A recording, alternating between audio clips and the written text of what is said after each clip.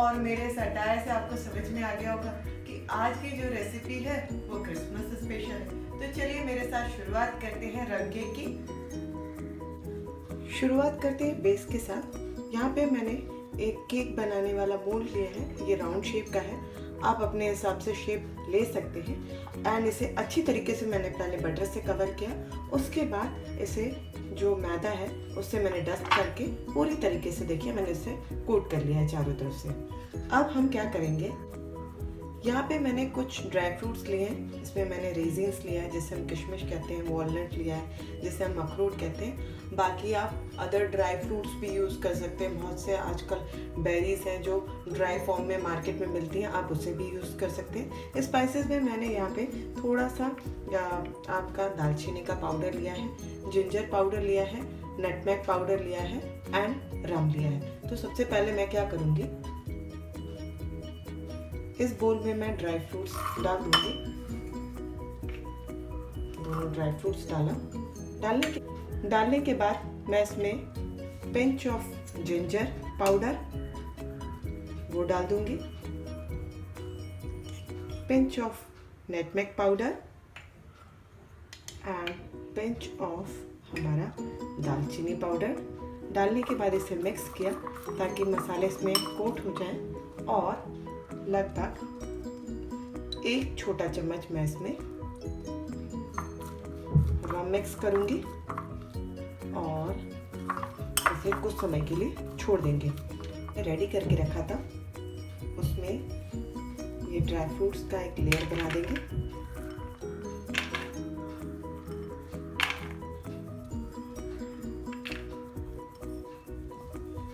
Evenly spread कर देंगे ताकि बेस में चारों तरफ ये अच्छे तरीके से हमको दिखे।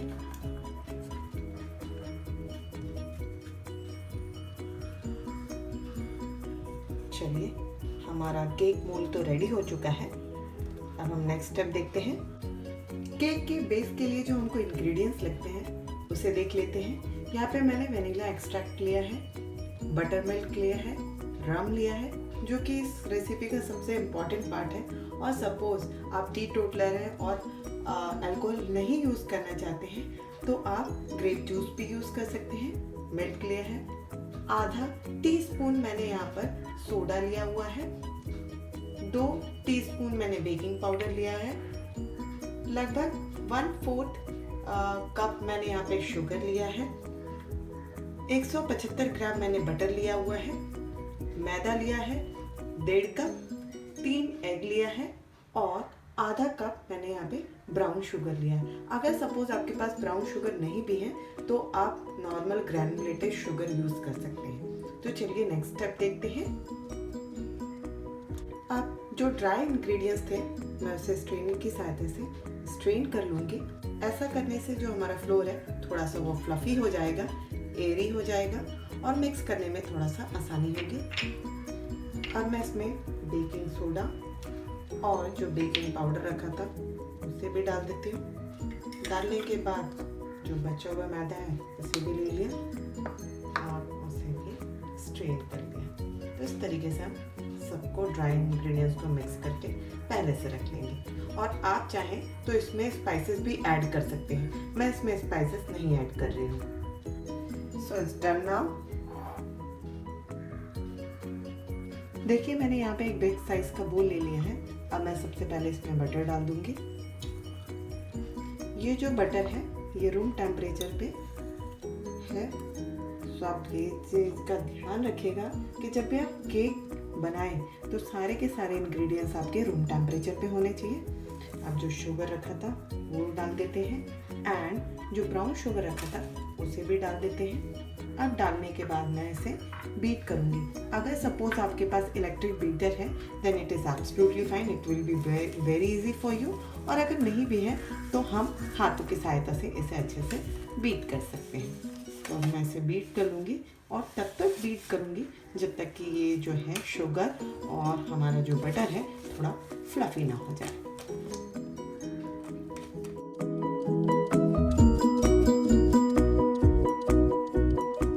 अब मैं इसमें वनीला एक्सट्रैक्ट डालूंगी 2 छोटा चम्मच,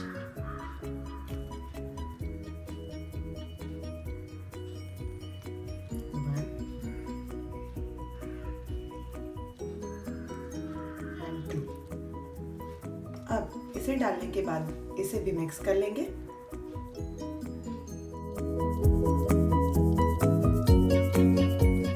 अब हम इसमें एग डालना शुरू करेंगे, 1 एट ए टाइम 1 डाला, और डालने के बाद पहले हम इसे बीट कर लेंगे। देन सेकेंड एग,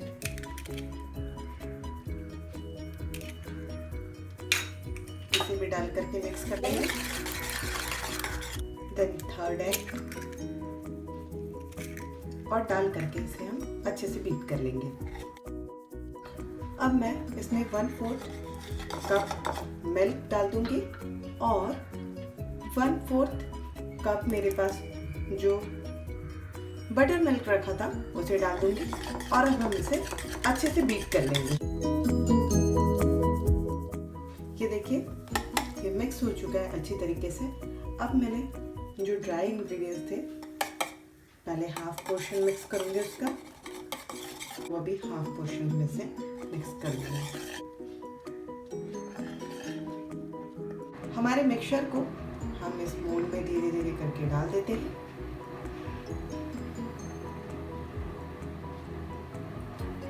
और मैंने अपना ओवन 180 डिग्री सेल्सियस पे पहले से हीट करके रख लिया है। अब ये सीधे जाएगा ओवन में 180 डिग्री सेल्सियस पे लगभग 40 से 45 मिनट के लगभग।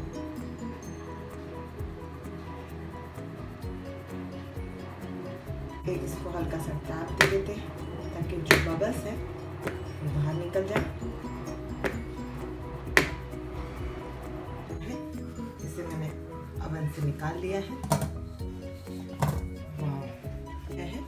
अब इसे थोड़ा सा टूथपिक की सहायता से इसके जो चारों एजेस हैं हर तरफ से निकाल देंगे, और अब मैं इसमें प्रिक करूंगी। मेरे पास टूथपिक है, अगर आपके पास टूथपिक नहीं है तो आप कोई छोटी सी स्टिक या स्कीवर कुछ भी ले सकते हैं।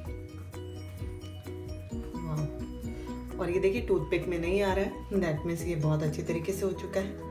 अब मैं इसे रूम टेम्परेचर में लाऊंगी, और जैसे ही ये रूम टेम्परेचर पे आ जाएगा तब जो हमारा बटर रम आइसिंग इसके बाद हम डाल देंगे। और सपोज अगर आपने इसको पहले से तैयार करके रखा हुआ है और आपको नेक्स्ट डे यूज़ करना है या बाद में यूज़ करना है, तो जब भी आपको यूज़ करना है तब आप इस पे ऊपर आइसिंग तुरंत डाल सकते हैं।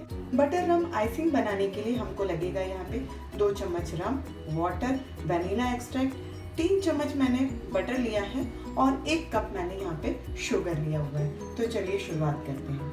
देखिए यहाँ पे मैंने एक सॉस पैन ले लिया है, उसमें थोड़ा सा पानी डाल देते हैं। लगभग 3 या 4 बड़े चम्मच मैंने यहाँ पे पानी डाला है। इसके बाद बटर डाल देते हैं।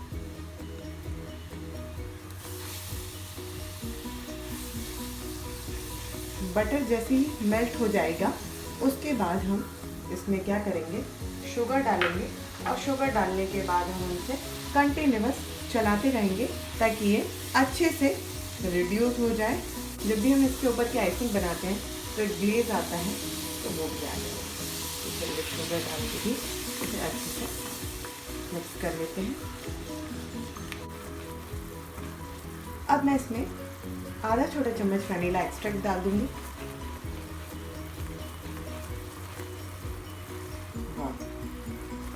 ये ऑलमोस्ट रेडी हो चुका है। गैस बंद कर देते हैं, और अब मैं इसमें रम डाल दूंगी, और डालने के बाद इसे भी चला देंगे, और अब हम इसको थोड़ी देर ठंडा होने के लिए छोड़ देंगे। ये रेडी हो चुका है। अब हम इसे केक के ऊपर डालेंगे। केक रूम टेम्परेचर पे आ चुका है, और मैंने इसे सर्विंग डिश में भी ट्रांसफ़र कर लिया। अब जो बटर रम आइसिंग रखा था उसे डाल देंगे इस पे, और डालने के बाद करीबन हम इसे आधा घंटा तक छोड़ देंगे। अलग अलग लोग अलग अलग टेक्निक यूज़ करते हैं, कुछ 24 घंटा छोड़ देते हैं, कुछ हाफ एन आवर के लिए छोड़ देते हैं। मैं बस इसे 10 से 15 मिनट के लिए छोड़ूंगी।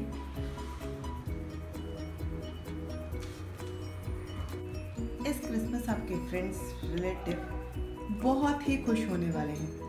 तो ये यमी सा केक रेडी हो चुका है। आप क्रिसमस ईव पे अपने फ्रेंड्स और रिलेटिव को इम्प्रेस करिए और मेरे चैनल को सब्सक्राइब करना और इस रेसिपी को लाइक करना ना भूलिएगा।